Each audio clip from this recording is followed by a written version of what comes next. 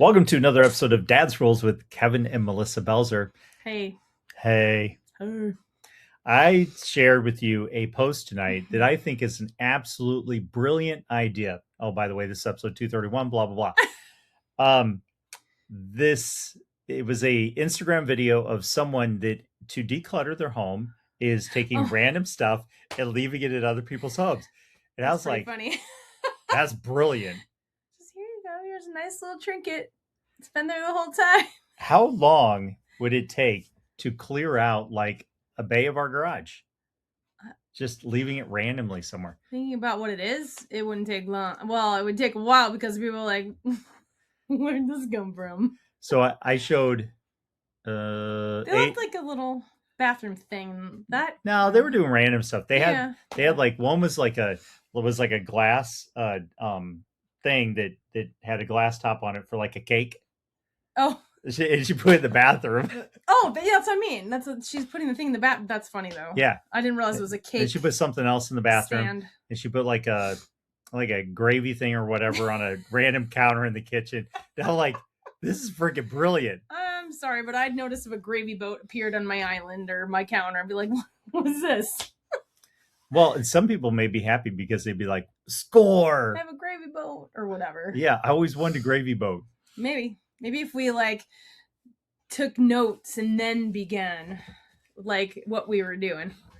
Maybe like that. Yeah. Yeah, so it got me thinking because I showed 8 homes today. Mm-hmm. Could I have left 8 random things at homes that I saw? Oh, like staging? Yeah. Interesting. Yeah. Interesting. Now, let's see. Probably. 5 of the 8 had Ring cameras. Oh, so then probably not. And then that doesn't make it harder. Yeah, then there was cameras inside the houses as well. Because like my clients are like, they're like, are we being recorded right now? And I'm like, probably. Who cares?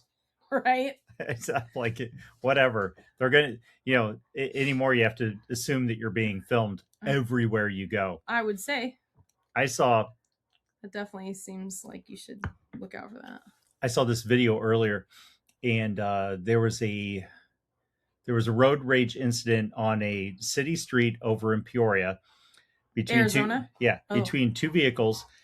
And the one guy got out of the truck, walked over to this Subaru, and threw something at the back window and shattered the back window. Oh my god! And then he got back into his truck, and as he was driving away, the passenger was getting out of the Subaru, came around, and he had a gun drawn.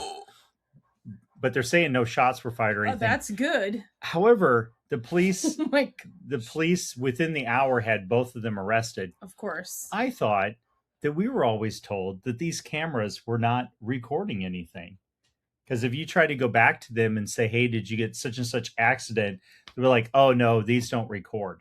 Oh, the ones up in the... Mm-hmm. Oh, of course they are. The intersection. No, they have to be based on... I have insurance friend knowledge that they can search your plate, mm-hmm. and they can... She said she could give over 100 photos of your vehicle in different places over the last whatever she said. I was like... Oh. It's just nice to know that Big Brother is always watching you and is recording you, even when they're saying that they're not recording you. Yeah, totally they are. So. Yeah. So that brings me back to the houses because they had cameras and stuff. So I'm like, okay, so in reality, I could have left stuff at maybe 3 homes. Okay. Yeah. That would be an interesting phone call to get, though, from an agent. Like, it was like, does this convey? Did you show such and such house earlier? Yeah, I did. Yeah, they're thinking about it. Weird question. The seller said that it looked like you left something at the house. I mean, did you leave a cake carrier stand in the house? Yeah. Yep. It could be an awkward conversation. That's funny. So I was thinking, now if you did leave things at random people's houses, there's pros and cons to this. Sure. One of the cons is that it can probably only be so big that the item that you leave. Of course. I mean, like, you can't, like, if you have a vehicle that's been littering your lawn, parked on blocks or whatever, you couldn't leave that there. That would just be mean. That would be too big. But it got me thinking, what would be something that would be actually too big to leave it? I mean, it would be hard to like wheel a grill into the backyard because like we can hear our neighbor next door every time they take the trash out. It sounds like a thunderstorm's going off when they take the trash can out. Yep, it's funny. Because theirs isn't paved, ours is paved on the side yard. It's funny. And so I was like, well, imagine the noise that a grill would make going as you're dragging it to the back. Yeah, you'll notice it's a lot because ours is still sitting where they moved it. What? The grill. It never got put back. From who? People. Oh. People. Well, there's no propane, so there's no point in moving it. Well, no, but it doesn't need to be where it's there. Huh. But whatever. Okay, so if I had a priority list, let's say this is the top of the priority list. Yeah. So now we're off camera. Yeah. That's where it's falling on the priority list. Yeah. To do. Because I'm like, well, until there's propane, it won't make its way back up here. Once there's propane, then there'll be a reason to move it. Okay. Again. All right. Digress again. So I'm thinking, another con for it is I'd probably have to make more friends and be more social if I was going to be randomly leaving stuff at people's house, because we'd have to go like do stuff at other people's houses so I could leave random stuff at their house. Except now they're going to know. So maybe they'll only if they watch. Maybe like, you can't come over. Or they'll be checking me on the way in. They'll be like, what you got there? Nothing. I'll just time to carry my larger purses. Sleight of hand with them. Right. Like just follow this hand as the other one has the other one stuck behind the back. One distracts with the entrance. Mm-hmm. Yeah. The other one sneaks in. I don't think it's really as late, like by a minute. I don't think it's complicated as you think it is. I think it can easily be done. Not. Now, one of our friends right now is moving out of state, so they are majorly purging. So they would definitely notice if we left anything at their house. They would. Well, because they're purging. As you're purging and packing and everything else, you're watching their house get thinner and thinner. If all of a sudden there was more stuff there, and it coincided with us visiting, it'd have to be something tiny in the decorative part of their house. And I wonder how many like she was always just leaving one item. However, what if you just kept excusing yourself and going back outside and coming in with more stuff? I mean, forgot my phone in the car. Yeah. Leave, so, I mean, I think this is a great idea to get rid of your stuff, to purge it. It's an interesting idea. It's funny. I like it. I shall ponder. I know. I mean, my first thought when I saw it, I was like, that is evil and ingenious. And I totally want to do that. It's something I hadn't thought of. It'd be funny to just do it just to see how long it would take us to get found out. Or you're just walking up to the door and they're like, what's that in your hand? It's like, oh, did you get a new puppy? And they look behind them and you just, now you've distracted them and you quickly place it somewhere. Puppy. Oh, did you get something new? You got to make it vague enough for them to turn around and then wonder what you're talking about. What's that? Because that is so vague. Exactly. You have to be vague so they look and go, what do you mean? What is that? Like, or I don't know, something. That. I was going to do cards as well. Okay. All right. Yeah, as I do a smooth transition onto the next thing. Super smooth. Yeah, I'm so smooth. You would think 231 episodes into it, I'd be like smooth as silk. I like the alternate staging idea though. Just goes in with it. Bye. Yeah, I was just helping. Yeah. I mean, I look at want to show them what this looked like. I went to this home today and they said, seller is open to giving a credit for a pool resurfacing. I'm like, great. What's the bid? Oh, they don't have a bid yet. And so I sent them somebody that could give them a bid. Well, I look at this. So that was me, being helpful. I look at that if I leave random crap that I don't want anymore there as staging, that would be helping as well. This is an intriguing idea. You can plan this out with the correct homes very strategically. someone else would get use out of it, and it would be out of here.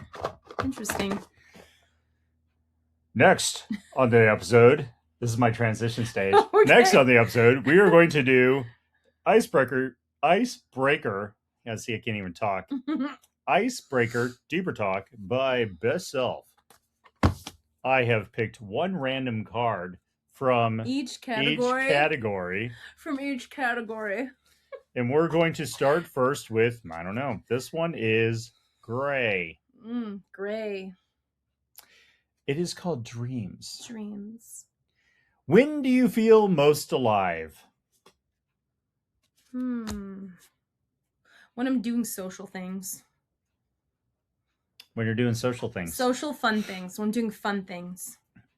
Because then I get to have my creative energy. It's usually very energizing for me to be in social environments. Usually. Sometimes I have a shutdown day, but most of the time it's just fun and I get energized. It's almost like, I don't know, adrenaline or something. And then I'm like, woo! And it's fun. I would say for me, the first thing that came to mind is probably goal oriented, when I hit a goal, hit a target. But to get more specific, like when I get an offer accepted for a client, that's probably... Oh, for sure. I can see that. Yeah, because that's such a major impact moment. Because like you're doing, like if I'm securing them a home, I have impacted one of the biggest things in their life, where they're going to live. Yeah. Well, that's like and then back, like mine, if it's like when we're at the football games, it's fun because it's a total different energy than just watching it on TV. I don't want to watch it on TV. It's not the same for me. I know. You really didn't want to watch the Steelers game last night. I don't want to watch football. And by the time it was over, I didn't want to watch it either. See? Because that game was bloody awful. So when we're out and about and doing stuff, that's more fun for me. Card number 2 is a red card. Even though on the camera it looks orange. It looks orange in person. It's actually... It looks orangish. It's reddish. Red orange. It's reddish orange. Burnt orange. That was a crayon color. Maybe. This one is called Beliefs. What beliefs have you adopted from other people that don't serve you now? Beliefs I've adopted from other people that don't serve me now? What does that mean? That the beliefs don't serve me now? Yeah, you've changed your opinion on whatever that belief is. Because this is definitely this is a good one, because as you grow older, you're learning, and you're learning from people that, oh, that's not good, and you form your own opinions, or that is correct, and you adapt their opinion long term. Well, let's see. A funny one would be, oh gosh, what was Leslie's saying? Oh, I hate that one. It's better to ask for forgiveness. Yeah, it's better to ask for forgiveness than to ask for permission. Yep, that was hers. Now, when I was young, that kind of sounded good, but I don't know. That one can bite you in the ass. I don't like that one. That's one I'm like, it's so cringy. Yeah, so that would be an example of one that somebody could agree with early on. They don't agree with anymore. I mean, there's just some things that I just didn't know any better when I was growing up, like ones that maybe I thought made sense back then, but as I got into the work world, don't make sense anymore. Like when I was growing up, I saw my mom and my stepdad worked Monday through Friday, 9 to 5-ish jobs, had weekends off. I thought that was the American dream. And as I got older and realized that working for people sucks and is like it's like one of the levels of hell is working for other people. I kind of changed on that and go, well, why can't you have weeks to where you just go, like we did a couple weeks ago, you go, we're just going to go to Colorado. Which was awesome. And you're like, when are we coming home? I don't know. That was awesome too. Yeah. But before I was like, well, you have to do 9 to 5, Monday through Friday. Here's your 2 weeks off. And I'm like, that kind of sucks. Yeah. It can kind of suck too when you're going no breaks in 7 days with no breaks. Yeah. That's no fun. I don't do that. No. Well, no. But you still have a very packed 6 days. I do. Yeah. Yep. I would say a lot of it's probably interpersonal faith-based stuff where we've learned that how different things can harm relationships and how you have to put safeguards in place. Like when you text, before I would have just texted one of our dude friends and said but now I'm like, don't want to leave any room for anything, so when I text the husband I also have the wife included in the text. Yeah, So I put everybody in a group text. I thought about that too. It's like there is a friend that I texted, but I'm like, now if I text him, I just text him in the group because I just don't want there to ever be a question. Yeah, I text the couples in a group text, Mm-hmm. and every now and then they'll go outside of the group text, and then I'll answer them back to the group text. I'll take whatever they asked, and I'll answer it back. Yeah. In the group text. Yeah. It's like, well, no, you're both selling the home together, you're both buying the home together. This is stupid. It's like we should just keep one communication train, and that's it. And then it also sets up the boundary that this is a business relationship as well. I think too that before, I think when I was younger, I was like, oh, it's fine, I'm gonna work and whatever to a point, and then even as I saw my mom work all the time, I was like, I want to be home with our kids, and I didn't get to do that all the time. But I can say that honestly was the greatest time in my life when we were able to work it out to where I could stay home with kids. That was the best, rather than just working and having someone else. Next card is light blue. Light blue. And it's the category courage. Okay. When is the last time you took a leap of faith and found out you could fly? Last time, or what's like a significant time? Well, if I say the recent time, it was when my boss had to be gone, and it was just me for the first 2.5 hours of the shift. If there were any questions or any problems, it was on me. That was a little bit stressful because I was like, well, I've been practicing it, but now she's really not here, so it was on me. I had to get up, not a horse sleep, unlock the door because it was just me, and just me opening the kitchen. So. That mine's probably real estate related, something to do with that. Yeah. Last one, I don't know. Because just leaping into real estate was a big deal because I went from being a full-time courier during the day and then a full-time pizza delivery at night. Yeah. So, and then somebody just said, you should be a real estate agent. I was like, okay. And I just went and took the course. I'm like, that's how silly it was. Yeah. It really was that. Yeah. That silly. And when I told you, it was like, well, but like the writing was on the wall too, because you look at like now, it's like pizza delivery, it's DoorDash. Right. Yeah. Most restaurants don't even have pizza delivery drivers anymore, so that would have been obsolete. The courier work I was doing, a lot of my contracts, well, that stuff has gone to where it's paperless, so there's nothing to pick up because it's all paperless. Right. So that would have cost money too. So it's like, yeah, it ended up being that what felt dangerous or risky at the time ended up being the right decision. Well, but it's like, even at that initial dangerous or risky, we were both on the same page. I'm like, if anyone can do something like that, this way, I was like, I had no reason to doubt. Previously, you'd succeeded on all the other things. I had no reason to doubt that it would work out at some point for you to switch over to real estate. Plus, then you wouldn't be capped. To a point. Next one is green. Okay. That's money, right? Exposed. For this deck, it's exposed. Okay. It's not finance. What was missing for your childhood? Parents who were married to each other. What was missing from my childhood?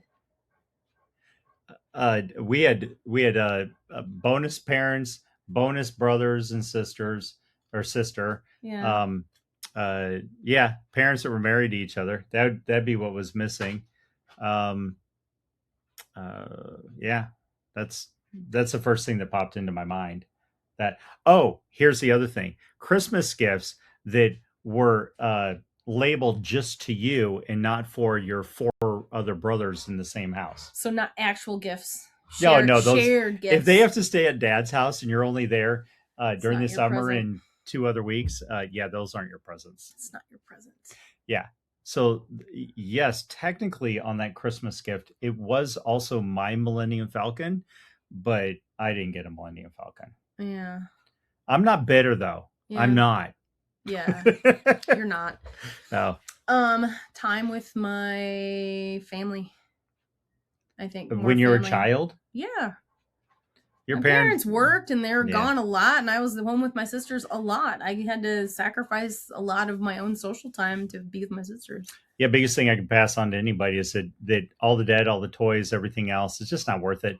Because it's like, okay, well, now you got to go work and pay for all that stuff. Yeah. It's like right now, Trump is talking about how they want to do this thing where credit cards are down to 10% for a year, which it sounds good on the surface, but it's actually a bad idea because a lot of people, well, a couple things will happen. One, those that really need credit cards won't be able to get them because they're too high of a risk. So they're not going to give them cards. They're just going to deny them. The other thing is you're going to have people that are going to charge the cards up. Because and then when that year's up, all of a sudden those 10% is going to go back up to 29% or whatever the loan for, and they're going to have even more problems. So it's honestly, it's better off just to save up and pay for things in cash and be boring. And it's like, it does honestly long term make more sense for one of the spouses, preferably the wife, to stay home with the children. And I agree with that. There's too much data out there. So you can call me a sexist, you can call me whatever. I don't give a fuck. I don't think you because the reality is, like, there's too much data at this point saying that just makes the most sense. It's the greatest. Yeah. It's like I was a latchkey kid coming home at 7 years old. Hated that too. Yeah. I hated so that. It's like, not having adults to come home to. Even if it had been somebody adult, I would rather have come home to an adult that was caring for me than me by myself. Yeah. Yeah. And that's something that parents should want to give to their kids, to where not have it to where you're paying for all these toys that you get to enjoy on the weekend, maybe. Yeah. Unless I have to pull overtime because bills are more this month, or we had an added expense that we didn't plan on. Whereas if you run no debt and you run well below your means, I'm like talking less than 50% of what's coming into the household. You do something like that, it's like, okay, well, now it's like, you want to disappear to Denver for a week, you can disappear to Denver for a week because it doesn't freaking matter. Yeah. Next card. This one's yellow. Lello. Let's see. It's Lello. Yeah. Life lessons. Okay. Lello for life lessons. If you could only leave your children with one life lesson, what would it be? We kind of just went over that. Easy. Don't carry debt. No Jesus. Don't carry debt. Yeah. So 2 right there. But they go together. Yeah. Well, because we talked about this before, all that life is it's a faith walk, and everything outside of the end goal being knowing Jesus as your Lord and Savior, everything else is pure white noise. Period. That's it. And as soon as you can figure that out, the easier things get, because then you start looking at going, it's just, a lot of things are just stuff. Like the CDs behind me, that's just stuff. Yep. That was an easy one. Cha-ching. Last card. This one is deep blue, almost like a navy. Like a navy. Like a midnight. This one is called self-awareness. What moment do you wish you could relive and even change? I'm not too much into that because it's the butterfly effect thing. So... But they're not asking what the butterfly effect of it is. They're just asking one moment. One moment. Okay, well, if I had to pick, we probably would have had kids earlier, and we would have had more kids. So there you go. I would have wanted to have a wedding in a church, the big dress.